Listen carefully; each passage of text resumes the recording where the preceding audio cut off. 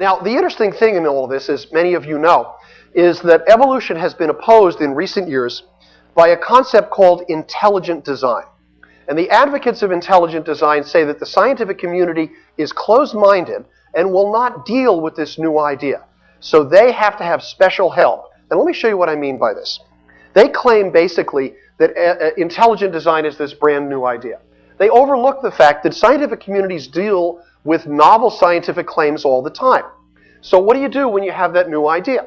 The answer is you do research to back it up. You submit that research to peer review. Now, peer review doesn't mean you send one article to one journal and then you whine and whimper if it gets rejected. All of us in science have papers rejected all the time. It means you show up at the scientific community. You participate in give and take. You argue. You go back and forth. And eventually, if your idea has merit, if it has evidence on its side, you know what's going to happen? You're going to win some sort of a consensus in the scientific community. Either that you're right, or even if people think you're not right, at least that it's a productive and useful idea. And then quite automatically, what's going to happen is that idea is going to wind up in classroom and textbook. Now, the advocates of intelligent design say, you know, we've got a new scientific idea too. And if they wanted to do exactly what I've shown here, to go through this process, I wouldn't have any objection at all. See at the cell biology meetings. See at the biochemistry meetings. Let's see your data. Let's argue about it. But their idea of how science should work is not like this. Their idea is a little bit more like this. A direct injection into classroom and textbook. And they actually seem to think that the scientific process is something that's best avoided. And to me, simply as a scientist, this is a dangerous precedent, because it essentially argues that when you have a novel scientific idea, you don't do any of that messy stuff.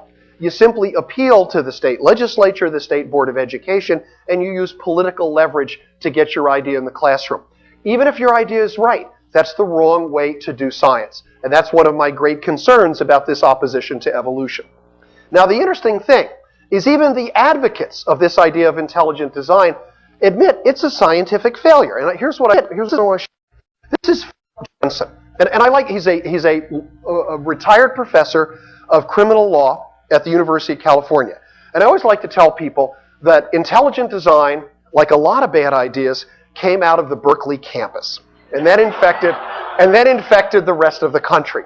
And Johnson, who is a professor at Berkeley, admitted just about a year ago, he said, you know, I don't think there is. And Philip Johnson, I should add, is the intellectual godfather, no one would argue with this, of the intelligent design movement. He's the guy who has framed the debate for intelligent design folks.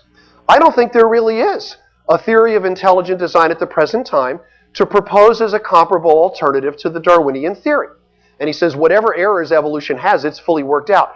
There is no intelligent design theory that's comparable.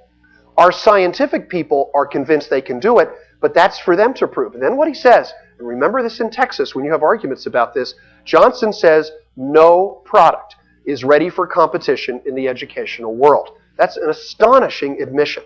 But certainly if someone says there is this wonderful alternative theory that we want you to consider, the very founder of the movement admits we don't have anything ready to go into the classroom. And that's worth pointing out.